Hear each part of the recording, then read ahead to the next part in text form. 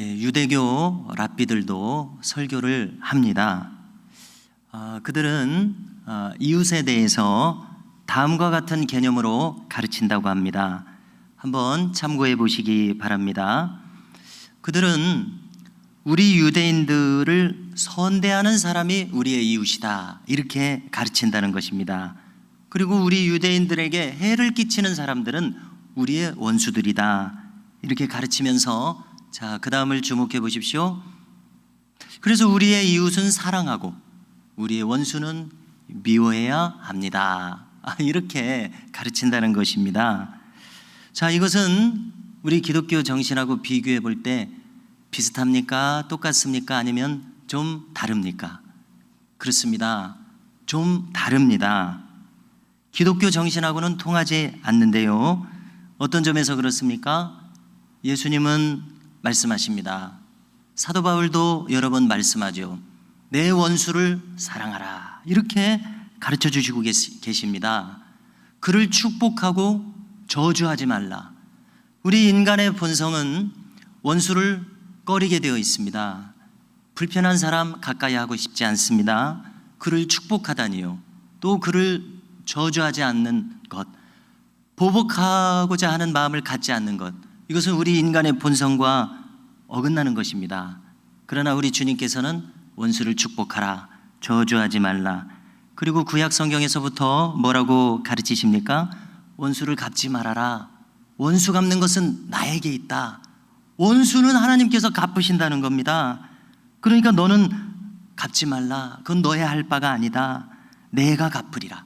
하나님께서 다 알고 계시다는 것입니다. 하나님께서 친히 갚으신다고 이야기하십니다.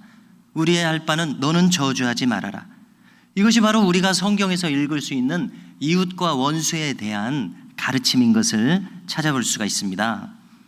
그래서 우리 기독교 신앙에서는 최소한도 원수라고 칭할 수 있는 대상에 대해서 너는 증오하는 자가 되지 말라는 이 분명한 지침을 얻을 수가 있습니다. 방금 이 유대인의 관점에서 이웃을 생각할 때에 우리는 성경에서 예들을 좀 찾아볼 수 있습니다. 성경 역사 속에서 이방인으로서 유대인에게 선대했던 인물 중에 아마 대표적인 인물이 바사왕 고레스와 같은 인물이 있을 것입니다. 그러니까 유대인들은 이런 이방인은 이방인이라고 할지라도 우리의 이웃이 된다, 이렇게 가르친 겁니다. 그런가 하면은 출애굽기 초반에 히브리 산파 두 사람이 나옵니다. 시브라와 부하입니다. 이 사람들이 유대인들일 것 같은데요, 유대인들일지 또 혹은 애굽 사람일 수도 있죠. 그 출신을 정확히 알려주지는 않습니다. 그러나 이 사람들은 하나님을 두려워하는 사람들로서 애굽 왕의 명령을 어기고 히브리인의 남아 출생아를 살려줘 버렸습니다. 그래서 그들이 바로 왕 앞에 끌려가게 됩니다. 너희들은 왜 히브리 남자 아기들을 살려줬느냐? 바로의 추궁을 받았을 때에 그들이 한 말을 기억해 보십시오. 말씀드리면요, 히브리 여인들은 애굽 여인들하고 달리 건강해서 저희들 산파가 그들에게 이르기 전에 벌써 해산을 해버렸나이다, 이렇게 이야기를 하는 겁니다. 한마디로 저희들이 손 쓸 수가 없을 만큼 건강하고 빠르게 이미 나아버렸습니다. 이미 나아버렸다는데 어떻게 하겠습니까? 바로왕이 더 이상 추궁할 수가 없었겠죠. 그래서 그 이후의 구절을 보면은 하나님께서 이분들을 축복해 주셔서 그 집안이 융성하게 되었다, 이렇게 기록합니다. 이처럼 유대인들의 이웃의 관점은 자기를 이롭게 하는 자들이 이웃입니다. 그런 이웃은 사랑하고 히틀러와 같은 그런 악한 자들, 그런 원수들은 사랑해서는 안 된다, 이렇게 가르치는 것이 유대인들의 이웃에 대한 관념입니다. 아마 그들은 신약 성경에 예수님의 가르침을 모르기 때문에 지금도 여전히 이렇게 가르치고 있는 것 같습니다. 오늘 본문을 보면은 한 사람의 율법사가 예수님에게 나와서 질문을 하죠. 우리가 잘 아시듯이 이 율법사의 질문은 순수한 의미에서의 질문이 아닙니다. 정말 궁금해서, 정말 진리를 알기 위해서 겸손하게 이렇게 다가오는 그런 질문이 아니죠. 예수님을 시험하려는 질문입니다. 어떻게든지 걸려서 넘어지게 하고 망신을 주려는 그런 불순한 의도가 있습니다. 또 더더군다나 이 여느 바리새인들처럼 자기를 좀 돋보이게, 내가 좀 옳은 사람이다, 내가 좀 올바르게 하고 있는 사람이다, 이런 걸 또 드러내고자 하는 질문입니다. 그래서 내가 옳은 편에 서 있기에 나는 이런 정도, 이런 높은 수준의 질문을 하는 사람이다, 이런 허영심이 들어있음을 우리가 느끼게 됩니다. 그는 영생을 얻는 길을 물었습니다. 어떻게 하면 내가 영생을 얻을 수 있습니까? 물었을 때에 주님의 답변이 나오죠. 한마디로, 그래, 율법의 대강령을 지키라, 그러면 영생을 얻으리라, 이렇게 말씀하셨습니다. 자, 율법의 대강령은 신약 성경에서 반복되고 있죠. 여러분들도 어떻게 말씀하실 수가 있겠습니까? 두 가지를 우리가 거론하면 되죠. 첫째는 하나님을 사랑하라, 성품을 다하여 뜻을 다하여 하나님 사랑하라. 둘째는 내 이웃을 그와 같으니 내 이웃을 내 몸과 같이 사랑하라. 이것이 바로 율법의 대강령입니다. 십계명의 요약입니다. 모세오경의 요약이라고 할 수 있습니다. 아니, 성경 전체의 요약이라고 할 수 있습니다. 아주 간단하죠. 성경의 핵심입니다. 진리는 이처럼 단순하고 간단한데 있는 것 같습니다. 자, 이렇게 주님의 답변을 듣고서 이 율법사는 더 질문을 이어갑니다. 그는 오늘 성경에 자기를 옳게 보이려고 하면서 이 질문을 한다고 기록해 주는데요. 그러면은 내 이웃이 누굽니까? 이렇게 질문을 했습니다. 그러자 주님께서는 다른 부연 설명 없이 오늘 본문에 나오는 선한 사마리아 사람의 비유를 쭉 하시고서 그 다음에 누가 너의 이웃이다, 이렇게 말씀하십니다. 자, 여기 선한 사마리아 사람의 비유는 모두가 잘 알고 계시죠? 이 이야기의 핵심은 무엇입니까? 이 주님의 이야기의 핵심은 저 평소에 멸시당하는 사마리아 사람이야말로 너에게 이웃이 되어주는 사람이다. 우리가 이 이야기를 이렇게 요약할 수 있습니다. 저 사마리아 사람은 평소 멸시를 당하는 사람인데 그가 누구가 되었든지 그는 이웃이 되어주는 사람이다. 자, 여기 이 율법사의 질문은 무엇이었습니까? 누가 내 이웃입니까? 라고 물어봐서 자기가 잘해줄 사람을 지금 찾고 있는 겁니다. 히틀러 같은 사람은 잘해줄 생각이 없어요. 자기가 잘해줄 사람, 누가 이웃인지 알려주십시오. 아까 유대인의 이웃 개념을 우리가 나눴습니다마는, 그러나 주님의 대답은 큰 차이가 있습니다. 이웃을 찾지 말아라, 네가 이웃이 되어줘라. 여기 선한 사마리아 사람처럼. 이것이 주님의 비유의 핵심이라고 이해가 됩니다. 이웃은 찾는 것이 아니다. 우리는 본능적으로 내 편을 찾습니다. 나에게 잘해주는 사람, 별로 이렇게 거리낌이 없는 사람, 이렇게 불편한 눈빛과 표정을 짓지 않는 사람, 그런 사람이 편하죠. 그런 사람이 대하기가, 교제하기가 수월합니다. 그런데 주님의 말씀은 아니다. 나에게 편한 사람 찾는 것이 아니다. 그가 내 편이 아니어도, 여기 사마리아 사람 보십시오. 지금 쓰러져 죽어가는 사람이 유대인일 것 같아요.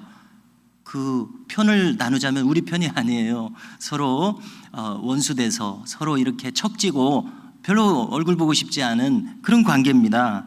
그런데 그가 이웃이 되어줬다. 강도 만난 자의 참 이웃이 되어주었다. 이 점이 참 중요합니다. 그래서 내 편이 아니어도 이웃이 되어줘라. 이것이 율법의 대강령이다. 이렇게 지금 말씀하는 주님의 말씀입니다. 자, 율법사가 주님의 이 설명을 끝까지 들었을 때에 아마 망치로 좀 얻어맞은 것 같은 그런 느낌이 들었을 것 같습니다. 그는 겉으로 그 다음 대화는 없습니다마는 속으로, 아니 이건 무슨 말인가? 내 편을 찾는 것이 아니라고? 반대로 내가 이웃이 되어줘야 한다고? 어쩌면 그가 평생 율법을 연구했지만은 처음 듣는 그런 관점이었을는지도 모르겠습니다. 그래서 주님은 마지막 말미에 다 이야기하시고서 너도 이와 같이 하라. 무슨 뜻입니까? 너도 가서 이 사마리아 사람처럼 이웃이 되어줘라. 이렇게 말씀하시는 참 놀라운 말씀입니다. 자, 이 사마리아 사람을 주목해 보십시오. 보통은 원수시할 만한 상대방의 목숨을 지금 구해주고 있습니다. 아니, 더 정확히는 원수 사이가 돼서 살아가는 사람의 목숨을 지금 구해주고 있습니다.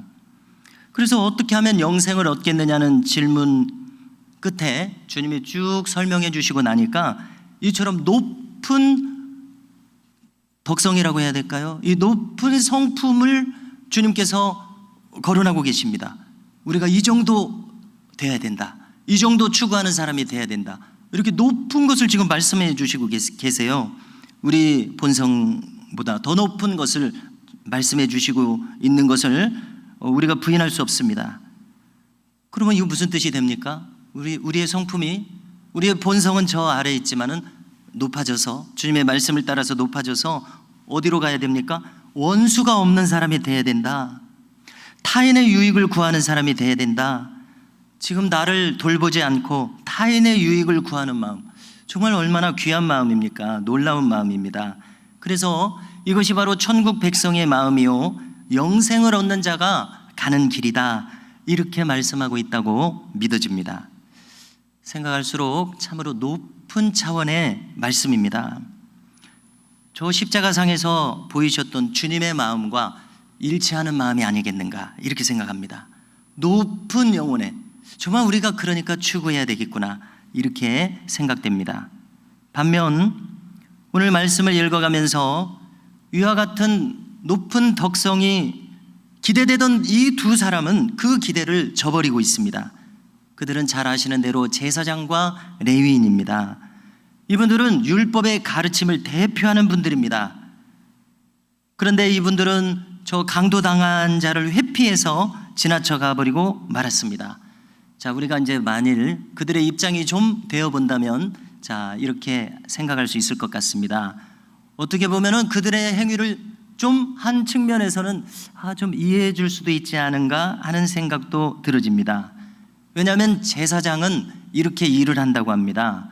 제사장이 예를 들어서 10,000명 정도가 있다고 한다면은 이 10,000명이 한꺼번에 성전에서 봉사하는 것이 아니라 24반열로 나눠 가지고, 그러면 우리가 대략 52주지 않습니까? 24로 나누면은 그걸 2배를 하면 48 정도가 되지 않습니까? 그러니까 50주 정도가 됩니다.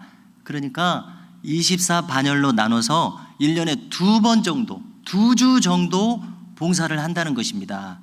그리고 유월절과 맥추절과 초실절은 큰 절기이므로 제사장 전부가 동원돼서 또 유대인도 많이 오니까 뭐 그렇게 한다고 합니다. 그러니까 요점은 무엇이냐면 제사장이라고 해서 1년 내내 제사 드릴 수 있는 이 기회가 없는 거예요. 1년에 2번 할 수 있고, 또 그것도 그 1,000명, 2,000명 되는 제사장 중에서 제비를 뽑아가지고 합니다. 그래서 신기한 것이 세례 요한의 부친이 사가랴가 성전 안에 들어가서 분향을 하는 그런 역할을 하지 않았습니까? 그때 가브리엘 천사가 요한을 낳을 것이다 하지 않았습니까? 그래서 언제나 가지는 기회가 아니라는 겁니다. 그 많은 제사장 중에서 제비를 뽑아가지고 하필 그날 사가랴 제사장이 성전 안에 들어가는, 이 말하자면 뭐라고 표현해야 됩니까? 복권에 당첨되듯이, 뭐 그 정도인지는 모르겠습니다만은 이렇게 놀라운 기회를 받은 거예요. 그래서 참 은혜로운 마음을 가지고 그걸 하고 있는데 가브리엘 천사가 그런 놀라운 그 메시지를 전해줬던 그런 것을 생각할 때 참 신기합니다. 자, 그러니까 이 제사장은 바삐 예루살렘을 향해서 거슬러 올라가고 있었습니다. 그래서 이제 제사장의 일을 감당할 것을, 이 귀한 사명을 감당할 것을 생각하고 있습니다. 1년에 2번밖에 안 오는 것이고, 그 다음에 내가 오늘 올라가서 무슨 역할을 맡게 될까, 제비 뽑아서 이런 기대감에 갈 때에, 자, 여기 이 강도를 강도 만난 사람이 피를 철철 흘리면서 아마 죽어가고 있습니다. 어떻게 해야 됩니까? 제사장의 입장이 되어본다면요, 내가 참 중요한 기회에 가고 있는데, 또 율법은 무엇보다도 중요한 그 지침을 제사장들에게 주고 있습니다. 무엇이냐면은 정결례법인데 부정해지면은 이 제사장 직무를 할 수 없습니다. 그래서 가장 부정한 것은 시체를 접하는 것입니다. 이 사람은 아직 안 죽었지만 좀 돌봐주다가 또 갑자기 숨이라도 넘어가면은 지금 시체를 접촉한 거지 않습니까? 그러면 또 일주일 동안 아무것도 하지 못합니다. 격리돼야 됩니다. 우리 코로나처럼. 그러니까 이 제사장은 고민했을 것입니다. 이 중요한 기회에 내가 하나님의 일을 하기 위해서 가야 되는데, 마침 어떻게 보면은 이유가 좋지요. 이 사람 안 돌봐줘도 되는 이유가 좋습니다. 그러나 한번 생각해 보십시오. 율법의 대강령이 이웃을 사랑하라, 돌봐주라는 것 아닙니까? 이웃에 대해서 신경 끄면 안 된다. 가여운 이웃은 돌봐줘야 된다. 이런 말씀 안 되겠습니까? 그런데 이런 말씀을, 이런 본성에 속한 것을 외면하고 가는 이러한 모습을 우리가 볼 수가 있습니다. 또 레위인도 그렇게 했습니다. 레위인은 제사장은 아니지만 똑같이 성전에서 복무하는 인물입니다. 그도 성전 복무를 위해서 충분한 이유가 있었을 것입니다. 아무튼 이 강도 만난 자를 외면하고 갔습니다. 자, 여기서 우리는 이 상황을 우리에게 적용시켜 볼 필요가 있습니다. 왜냐하면 저와 같은 목사는 더더군다나 이 제사장과 레위인과 비슷합니다. 또 우리 교우들께서도 평생 신앙생활을 하기 때문에 제사장과 레위인은 아닐지라도 평생 하나님 찾는 사람들이니까 이분들의 그런 위치와 비슷한 그런 상황 가운데 있습니다. 자, 우리라고 한번 가정해 보십시오. 지금 생명의 경각에 달린 사람을 도와줘야 되냐 말아야 되냐는 것을 우리가 만났다고 한번 가정해 보십시오. 어떻게 하시겠습니까? 바쁘다고 외면하고 가시겠습니까? 아니면 내가 할 수 있는 만큼 좀 도와주시겠습니까? 그래서 우리는 남 얘기가 아니라 이 이야기는 곧 우리의 이야기가 되고 있습니다. 제사장과 레위인을 우리는 쉽게 참 판단하기가 어렵구나, 이렇게 생각을 하게 됩니다. 그래서 어떤 분은 이렇게 설명하는 분도 있습니다. 어떤 설교자는 이 제사장과 레위인이 만일 예루살렘 시내에서, 여기 지금 예루살렘과 여리고 내려가는 그 길목이지 않습니까? 거기가 아니라, 외딴 곳이 아니라 예루살렘 시내에서 이런 일이 벌어지는 상황에서 그들이 처해 있었다면은, 지금 시민들이 다 보고 있습니다. 그때는 그들이 적극적으로 도왔을 것이다, 이렇게 이야기를 하더라고요. 자, 조금 위선적인 그런 모습을 표현한 것입니다. 그렇습니다. 우리에게도 그런 모습이 없지 않아 있을 것입니다. 그런 부끄러운 모습이, 그런 공명심이, 명예심이, 남에게 칭찬받고 싶은 마음이 우리에게도 어느 정도 있어서 결코 이것이 남 얘기만은 아닐 것이다, 이렇게 생각을 하게 됩니다. 또 이 이야기에 대해서 여러 가지 의견이 분분한 것을 찾을 수가 있는데요, 어떤 설교자는 이 이야기가 아마 사실일 것이다, 비유가 아니라 예수님께서는 지금 얼마 전에 벌어진 실제 사건을 뉴스를 통해서 들어서 말씀하시는 것일 것이다, 이렇게 이야기하는 분들도 있습니다. 왜냐하면 지금 이것을 비유로서 예수님이 만들어내시는 이야기면은 무슨 내용이 되는 겁니까? 저 존경받는 제사장과 레위인들을 좀 간접적으로 그들을 깎아내리는 이야기가 되지 않습니까? 지금 앞에서 질문하는 사람도 그들과 같은 부류의 인물들입니다. 그러니까 면전에서 예수님께서 질문하는 사람도 체면을 깎아내리고 제사장 레위인 체면을 깎아내리는 일입니다. 그러니까 그렇게까지는 하지 않으셨을 것이다. 그것은 부담스러운 일이다. 그러므로 최근에 실제 있었던 이야기를 예로 든 것이다, 이렇게 말하는 분들도 있었습니다. 상당히 일리가 있다고 생각합니다. 자, 아무튼 이 두 사람은 정말 그렇게 해야 할 만한 종교인들이면서 이웃에 대해서 자비를 베풀지 않았습니다. 그래서 이 문제를 우리에게 적용해 본다면은 참 우리도 마찬가지로 실천력이 없습니다. 우리도 쉽게 위선적이 되기가 쉽다는데 우리도 비슷한 문제를 안고 있습니다. 자, 그런데 다시 이 사마리아인으로 돌아가서요. 그는 어떤 마음을 가지고 있었습니까? 이 안타까운 사람을 못 본 채 할 수 없는 그러한 심정을 가지고 있었습니다. 자, 그가 놀랍게 생각되는 것은 여기 지금 또 다른 강도가 올 수도 있습니다. 그런 위험한 상황이었습니다. 자기도 목숨을 잃을 수 있는 그런 상황이었습니다. 그런데 그는 이것을 지나치지 않았습니다. 왜냐하면 이 지금 강도 만난 사람, 이 사람을 지금 생각하고 있는 겁니다. 이대로 놔두면 이 사람이 어떻게 됩니까? 죽을 가능성이 상당히 높습니다. 피를 흘리고 여기 지금 누워 있다면은요, 누구의 도움도 받지 않는다면은요, 이것을 생각한 겁니다. 나를 생각하지 않고 제사장과 레위인은 나를 생각했습니다. 나의 형편이 100% 판단하는데 좌우했습니다. 그러나 이 사마리아 사람은 자기도 지금 갈 길이 있습니다. 그러나 이 사람의 입장을 100% 생각했습니다. 생명이 경각에 있는 이것을 외면할 수가 없는 그런 마음이 있었습니다. 그래서 기름을 부어줬습니다. 포도주를 상체에 부었습니다. 쌈에 주는 응급처치를 했습니다.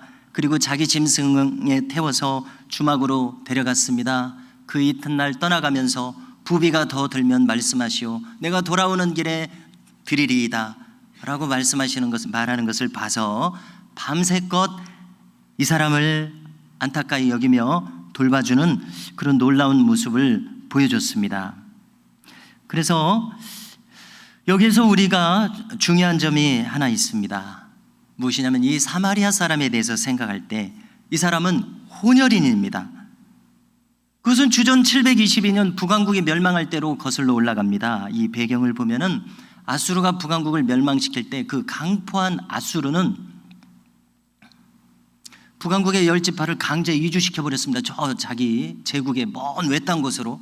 그리고 저 제국의 외딴 곳에 있는 이방인들을 이 이스라엘로 또 강제 이주시켰습니다. 그래서 다 데려간 것은 아니니까 남아있는 사람하고 강제 이주 당한 사람하고 이 다른 민족이 서로 섞이게 만들었습니다. 그래서 사마리아는 혼혈인들입니다. 정통 유대인이 아닙니다. 바로 그 점입니다. 유대인들 입장에서는 유대인 취급을 해줄 수 없는, 동족이라고 봐줄 수 없는 그런 사람들입니다. 그러나 유대 경내에 거주하고 있기 때문에 또 헤롯 왕 치하의 유대 왕국의 일원입니다. 그러나 혼혈이기에 정서적으로 또 실제로 어떤 법률에 의해서 혹시 차별을 받습니다. 아무튼 인정받지 못합니다. 유대인의 입장에서는 이웃이라고 도무지 생각할 수 없는 그런 이 벽이 있는 사람들이었습니다. 대개가 이웃이라고 생각 안 했을 것입니다. 그리고 반대로 사마리아인들 입장에서도 유대인들 별로 좋지 않습니다. 피해의식을 가지고 있습니다. 이렇게 원수나 마찬가지인 그런 관계였습니다. 껄끄러운 관계였습니다. 자, 그런데 이 강도 만난 사람, 유대인이라고 생각되는 이 사람을 이런 사마리아인이 정성껏 돌봐주고 있는 바로 이 마음입니다. 이웃이 전혀 될 수 없는 것 같은 사람이 진정한 이웃이 되어주고 있는 현장입니다. 그래서 이 안타까운 상황이 때로는 우리를 은혜로운 사람으로 만들어주는 것을 알게 됩니다. 이런 강도 만나는 이런 기회가 없었으면, 이런 사람을 만나는 기회가 없었으면 사마리아 사람이 좀 좋은 성품이라고 할지라도 이렇게 본격적으로 참된 이웃이 되어주는 이러한 경험은 하지 못했을는지도 모르겠습니다. 그래서 이런 우리가 당하는 어떠한 사건이든지 그 사건을 통해서 내가 하나님의 사람으로 나타날 수도 있고 그렇지 않을 수도 있고 하는 것을 우리가 알 수가 있습니다. 참 이게 중요하다고 생각이 됩니다. 이웃이 아니었는데 참된 이웃이 되어주고 있습니다. 이것이 바로 오늘 예수님께서 강조하시는 교훈이라고 생각됩니다. 이렇게 이야기를 다 마치고서 주님은 물으셨습니다. 너는 누가 강도 만난 자의 이웃이 되겠느냐? 자, 우리 같으면 지금 이 세 사람 중에 이 사마리아 사람입니다 이렇게 대답하면 되지 않습니까? 그러나 오늘 본문을 보십시오. 재밌는 것은 이 율법사가 주님 사마리아 사람이네요 라고 시원하게 지금 대답을 못하고 있습니다. 왜냐하면 사마리아 사람이 여전히 껄끄러운 것 같아요. 사마리아 사람이 저렇게 좋은 사람이라고 말하고 싶지 않은 거예요. 참 이웃이라고 말하고 싶지 않은 것 같아요, 제 생각에.